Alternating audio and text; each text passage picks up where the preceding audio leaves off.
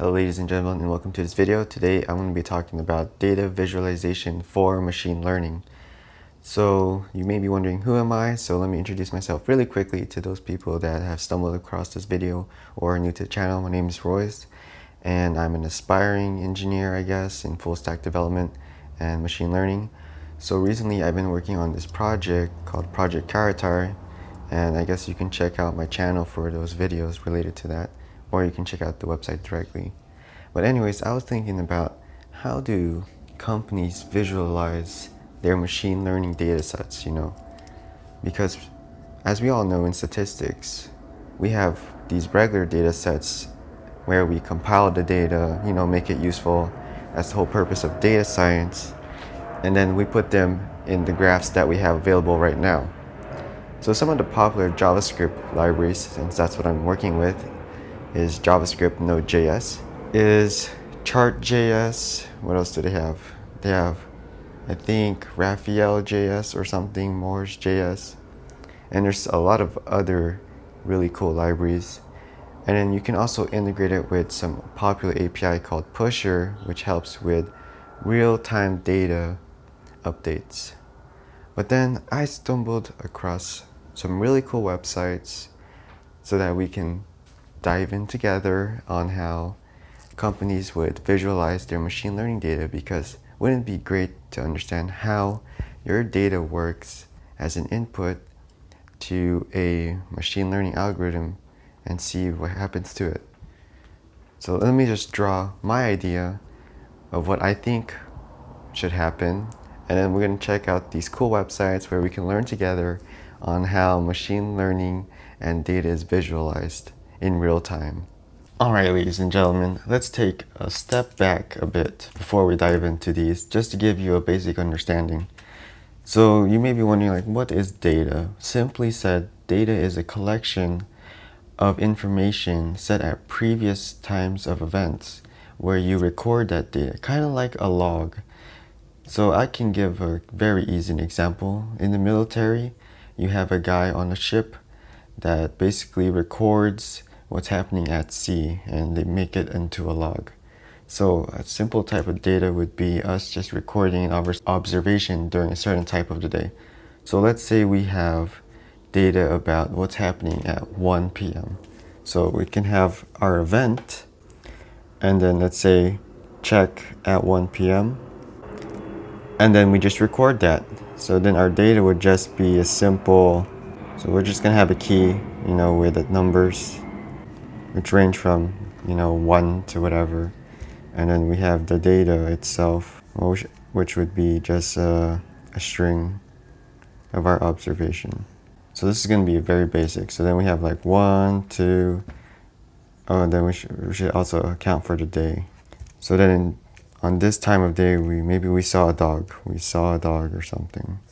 And then on the next day, maybe we saw a bird. See, in this right here is essentially data. And how do we store data? Well, there's numerous ways. The most popular formats are SQL format, a JSON format, which is JavaScript object notation, and SQL is structured query language. And then we also have, I know I'm missing one, CSV, comma separated value. There's more too, like you can store it in the R file, I think, and stuff like that. So now, what is my idea of how we visualize machine learning?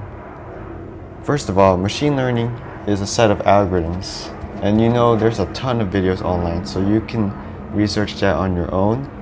But it's basically a way for us to aggregate tons of inputs and simplify them all together to get a conclusion. So basically, in simple terms, it's like taking the average, basically. So like, the average in statistics, where you have like numbers like 5, 3, and 2, right? And then, you add them together. So this is 10, and then you divide them by 3, and that's basically the average. That's basically what machine learning would do, except they would try to optimize for the best solution, provided that they have enough information from their inputs. That's what makes it special. That's why they always talk about the best fit curve, which you would learn in linear algebra, because it uses matrices and there's a best fit equation for finding those values. we all know the standard graphs for statistics, like the line plot, the scatter plot, the bar chart, the pie chart, and many more, which we'll go over in just a minute. What I'm gonna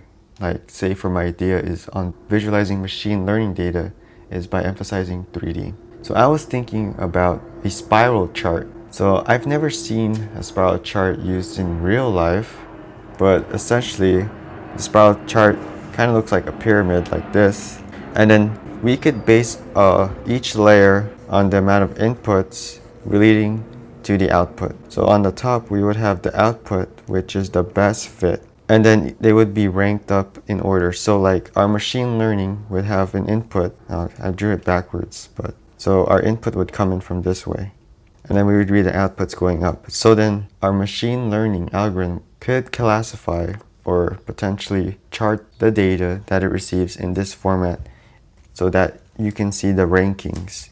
So like this would be rank 5, 4, 3, 2, 1. So depending on the input and what is needed for a situation according to like its critical priority, I guess, because you know in computers they have like high priority tasks and stuff like that. We can rank them and then the algorithm would select the best one, and we can visualize that because on each layer we would save all the inputs and see based on the ranks of how the AI or machine learning algorithm classified them during that time. And we can check that by recording each step of the algorithm, because each input is actually an improved answer from the previous input, because that's how it works, especially in probability and statistics. When you want to make a prediction to get a better idea or a better answer is to always use your previous input to get a better output. So how else can we visualize this? So this was like a pyramid style chart. Now I mentioned the spiral chart, which would essentially be almost the same thing, but it would be in a spiral. And I would say that this would be a 3D representation of visualizing the data from machine learning. So essentially each layer would be the inputs. So like this would be the first layer of inputs. And you know the first layer of inputs on any machine learning algorithm is always not the best solution. And as it gets better, we can have the next inputs on this, and then the next inputs on this, and then the next inputs on this. And then finally at the top, we would have our like number one best solution. So this way you can visualize your data from the machine learning data set, and it will be just nice to look at. So then you can see like, why did my machine learning algorithm do this instead of this? You can you can visually see the difference. So it would kind of be like if it was going to be programmed correctly. I'm not sure how I would program this. So like this, right? But then from a top view angle, it would look like this. And then the further away you get, so the further down you get, the more unlikely those answers wouldn't be good for the solution. And the higher you get in the spiral curve, as I said, the more best of fit of those would be good for the solution or the problem.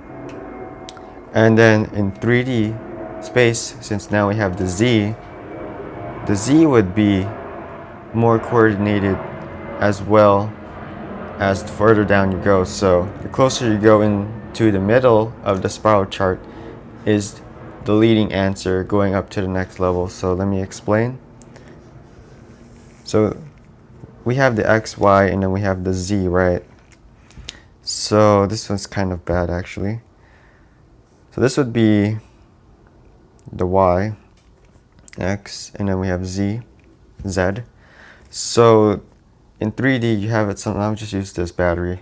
This positive part would be where the machine learning data led up to the next level and finding the best solution. So the further you are away from the middle is like the beginning of that layer. So essentially the data would start going like this. And then as it gets closer, like, oh, okay, I think I found a better solution, then it'll go up a level and it'll do the same thing. So the outer levels in the higher levels, the outer rings of the levels going to the next level is basically data that was in there, or their outliers. You know, like in a scatter plot, there's outliers. So those would be the outliers. And the further you move into the level in the spiral chart in 3D is data that's essentially leading to the next level where your machine learning algorithm is getting much better. All right, so let's move on to my computer. That was pretty long. I hope you're still here. If you're still here, give this video a like, because now we're gonna see some interesting stuff. Hey, we're at my computer. If you don't know, I'm in the top left. You see that? And I'm right here, over here. So right here we have, as I mentioned previously or before, the different types of charts. And if you are interested, I'll be putting a link down in the description that goes to my website, that article that I wrote myself that will go over these two as well if you don't really want to watch the video anymore. So as I mentioned before, there's different types of charts. So here we have a histogram, a bar chart, the bubble chart, the radar chart, the waterfall chart, the pie chart, the line chart, the area chart, the tree map chart, the scatter plot, and the box plot. And each chart has their own specific use cases on visualizing data, because let's say you wanted to visualize the population. You wouldn't really want to use a bar chart for that, because population is more like a geographical thing, and it would be nicer to see the percentages. So you'd more likely use a pie chart. And then if it's anything to do with time, you're more likely to use a line chart. So things like that help differentiate which kind of chart you should use for visualizing your data.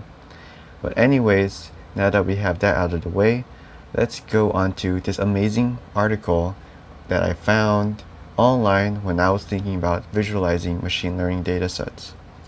So here we have r2d3.us. So we're going to give credit to these wonderful people that are helping the world.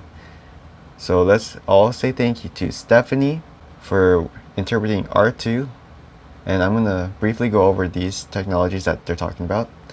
And Tony, who visualizes with D3. So before we dive into this, let's see what R2 is. So doing a quick search, we find that R2 is a data vision corporation, but R2 is also related to genomics analysis and a visualization platform. So basically R2 is a data set aggregator of some sort. Then further inspection, we have the documentation. Now I know reading is not a popular thing to do, but you have to read, because the easiest way to get things out is with words. So here we have like all these things right here: pathway finder analysis using R2 data set. So I'm guessing R2 is a database. And as you can see here, this is what an R2 data set would look like. It's just a bunch of numbers. And you would put that in your program into a matrix and then do cool stuff with it. So now you're wondering, what's D3 then? So D3 is basically d3.js, which is data-driven document. It is a library that you can use to visualize your data. I haven't really played around with this that much. I've only played around with like chart.js, plotly, and things like that. But for Python, you can use pandas, there's dash and things like that as well. And then for Java, I'm not entirely sure. C# I haven't did that much, but I'm sure you can find really cool libraries on those languages as well. So D3 allows you to bind arbitrary data to the DOM and then apply data-driven transformations to the document directly, which is pretty cool. So then you can also do it in real time. See, with this update thing, so you can transform your data as soon as you get new data, which is awesome.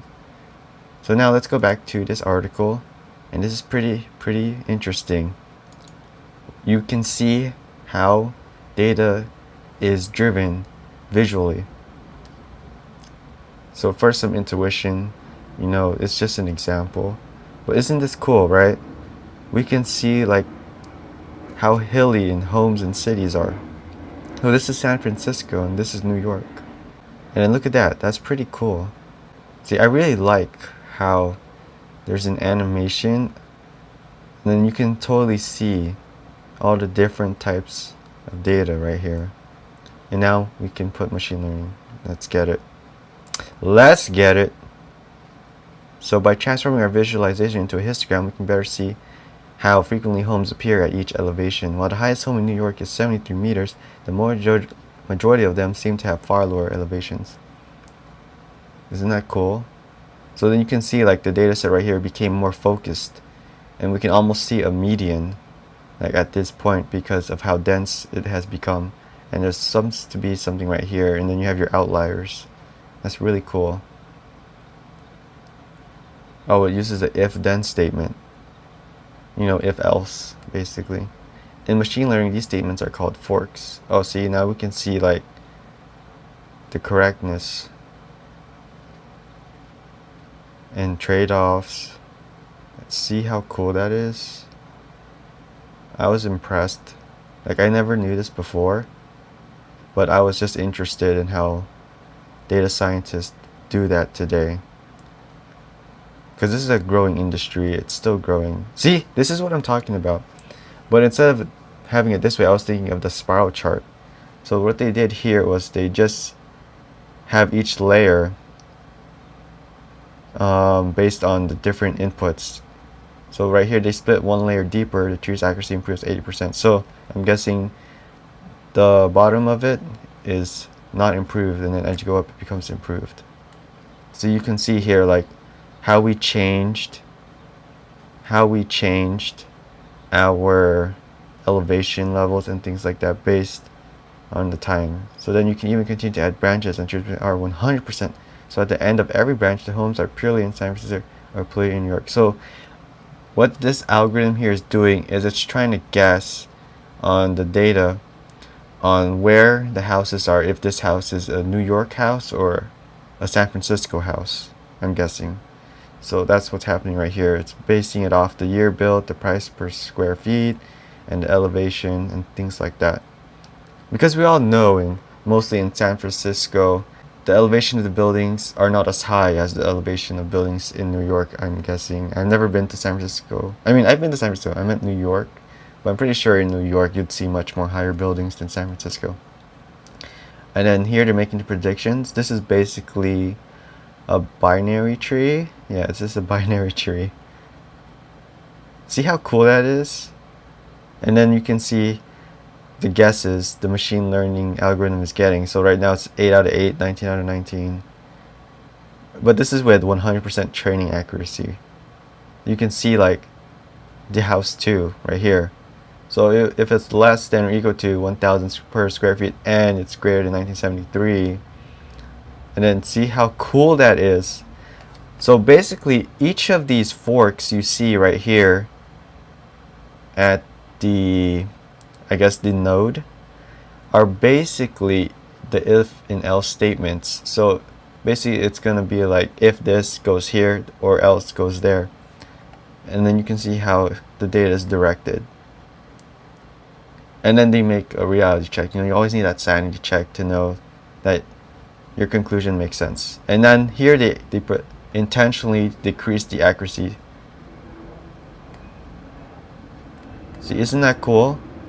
Isn't that cool? So it got a few wrong and a few wrong here. And how do they know they got it wrong? Because they can do a reality check. And right here they say these errors are due to overfitting, and overfitting is basically, like overanalyzing. Our model has learned to treat every detail in training data as important, even details that turn out to be irrelevant. So basically, noise. When you make an observation and you make a conclusion based off your observation, you tend to ignore the unimportant things that factor into what makes your conclusion. Such as, let me give an example. I'm only interested in birds, but I decided to record things about what the birds eat, or no, that's a good one actually. That was a bad example, sorry. Oh, let's say I go sailing and I go fishing and I record all the fish I catch, but then I also record like all the ocean that I'm not interested in. So that could be a thing. That was kind of a bad example, but you get the point. But see, that's really cool. And that's only part 1. And then part 2 is the tuning and the variance trade-off. So now they're having parameters and stuff like that. And it's so cool. Look, see, they even have a Venn diagram right here. This is really amazing. So you could check that out. I thought I would share this. This is like so cool, honestly. I want to incorporate this into my throwaway project, which is Kiaratar. So now, let's go check out some other cool ones. From Google, visualizing high dimensional space, which is another one of my favorites. Holy crap, this video is long. So anyways, we can just launch the experiment, but I'm gonna go over it briefly.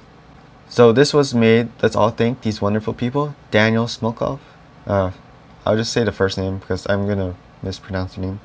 Daniel, Fernanda, Martin, and the big feature team at Collection. So you can watch the video on your own time. I'm not gonna watch it. And this was built with TensorFlow. If you don't know what TensorFlow is, it's basically a library made by Google that does machine learning stuff. So this experiment will give us a peek into how machine learning works by visualizing high dimensional data. It's available for anyone to try. So you can go ahead and go on this site as well and try it. So let's launch this experiment. See, this is pretty cool.